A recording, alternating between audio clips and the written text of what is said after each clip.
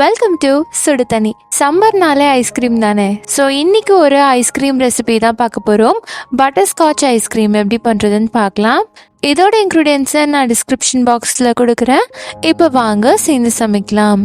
First இதுக்கு ஒரு பவுல் எடுத்துக்கலாம். இதை நான் ஒரு 2 hours ஃப்ரீஸ் பண்ணி எடுத்திருக்கேன். ஸோ க்ரீம் பண்ணுறதுக்கு ஈஸியாக இருக்கும். இதில் 50 கிராம் விப்பிங் க்ரீம் பவுடர் சேர்த்துக்கிறேன். இதோட 3/4 கப் சில் பண்ண பால் சேர்த்துக்கலாம். சேர்த்துட்டு இது ஒரு பீட்டர் வச்சு நல்லா பீட் பண்ணிக்கலாம்.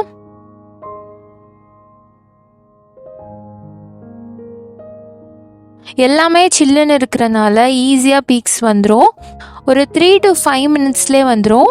கண்டினியூஸாக பீட் பண்ணிட்டே இருக்கலாம். கொஞ்சம் கொஞ்சமாக அந்த லேயர்ஸ் வர ஆரம்பிக்கும். அப்படியே பீக்ஸாக மாறும்.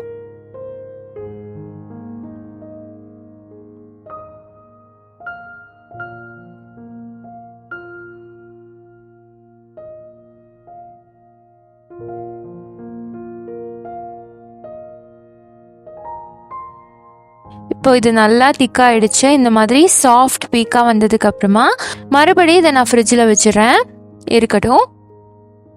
அடுத்து ஒரு பேனில் 1/2 கப் சர்க்கரை சேர்த்துக்கலாம். இதை ஃபர்ஸ்ட்டு நம்ம ஃபுல்லாக கரைச்சி எடுத்துக்க போகிறோம். அடுப்பை லோ ஃப்ளேம்லேயே வச்சுக்கோங்க. கொஞ்சம் கரைஞ்சாலும் ஃபுல்லாகவே கசப்பு தன்மை வந்துடும். ஸோ ரொம்ப கேர்ஃபுல்லாக இந்த கேரமல் பண்ணும்.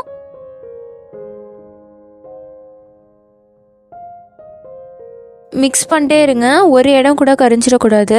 இது ஃபுல்லாக மெல்ட் ஆனதுக்கப்புறம் கூட நீங்கள் டேஸ்ட் பண்ணி பார்க்கலாம். கொஞ்சமாக கசப்பு இருந்தால் கூட நீங்கள் யூஸ் பண்ணாதீங்க, இல்லாட்டி மொத்த டேஸ்ட்டுமே போயிடும். இப்போ இது ஃபுல்லாக கரைஞ்சதுக்கப்புறமா இதில் 2 டீஸ்பூன் வெண்ணெய் சேர்த்துக்கலாம். சேர்த்துட்டு நல்லா மிக்ஸ் பண்ணிக்கோங்க. மிக்ஸ் ஆனதுக்கப்புறமா இதில் 1/4 கப் முந்திரி சேர்த்துக்கிறேன். நல்லா உடச்சிட்டு சேர்த்துக்கலாம்.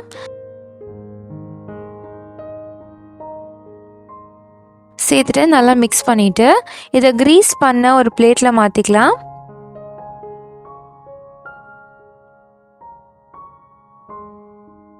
ஒரு 1/2 hour ரெஸ்ட் பண்ணி வச்சிடலாம். இப்போ பார்த்தீங்கன்னா இது நல்லா ரெடி ஆகிடுச்சு. இதை உடச்சி நம்ம எடுத்துக்கலாம். இது ஒரு மிக்சியில் சேர்த்துட்டு ஒரே ஒரு சுத்து மட்டும் அரைச்சி எடுத்துக்கிறேன். இதுதான் பட்டர்ஸ்காட்ச் க்ரன்ச்சீஸ். நம்ம அந்த க்ரன்ச்சினஸ்க்காக இந்த ஐஸ்கிரீமில் யூஸ் பண்ண போகிறோம். இப்போ நான் ஃப்ரீஸ் பண்ண விப்பிங் க்ரீம் எடுத்துகிட்டு வந்துட்டேன். இதில் 1/2 கப் ஃப்ரெஷ் க்ரீம் சேர்த்துட்டு மறுபடியும் இதை பீட் பண்ணிக்கலாம். எது சேர்த்தாலும் நல்லா சில் பண்ணி சேருங்க. ஸோ ஈஸியாக இருக்கும் உங்களுக்கு பீட் பண்ணுறதுக்கு. இதையும் நல்லா திக்காக பீட் பண்ணிக்கலாம். நல்லா லேயர்ஸ் மாதிரி வருது பாருங்க. இந்த மாதிரி வரணும்.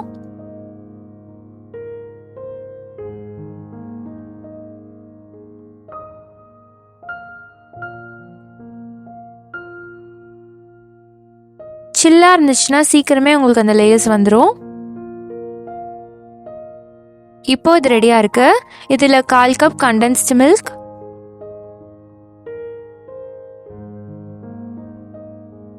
அப்புறம் நம்ம ப்ரிப்பேர் பண்ணி வச்சுருக்க அந்த பட்டர்ஸ்காட்ச் க்ரன்ச்சீஸ் சேர்த்துக்கலாம். இது எவ்வளோ வேணுமோ சேர்த்துக்கலாம். முள்ள அந்த க்ரன்ச்சினஸ்க்காக தான். கூடவே கொஞ்சமாக ஃபுட் கலர் சேர்த்துக்கிறேன். இது கம்ப்ளீட்டாக ஆப்ஷனல் தான், நீங்கள் வேணும்னா சேர்த்துக்கலாம். எல்லாத்தையும் சேர்த்துட்டு நல்லா ஒரு தடவை பீட் பண்ணி எடுத்துக்கலாம். நல்லா ஒன்று போல் பீட் பண்ணி எடுத்துக்கோங்க.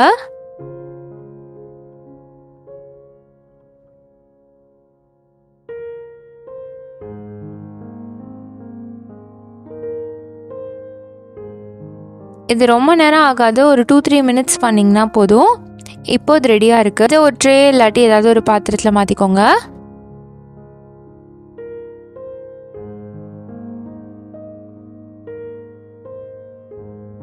இப்போ இதுக்கு மேலே நம்ம ஆல்ரெடி பண்ணி வச்சுருக்க இந்த பட்டர்ஸ்காட்ச் க்ரன்ச்சீஸை இதில் ஆட் பண்ணிக்கலாம்.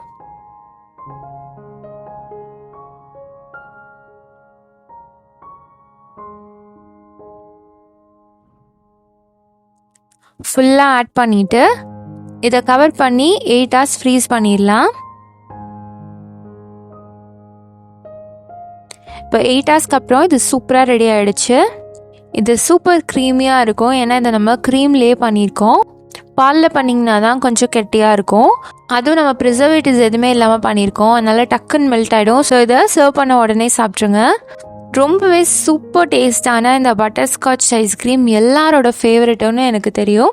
ஸோ இதை நீங்கள் ட்ரை பண்ணி பார்த்துட்டு எப்படி இருந்துச்சுன்னு சொல்லி கமெண்ட்டில் சொல்லுங்கள். இந்த வீடியோ உங்களுக்கு பிடிச்சிருந்தா லைக் பண்ணுங்கள், சுடுதண்ணி சேனலை சப்ஸ்கிரைப் பண்ணுங்கள். தேங்க்யூ.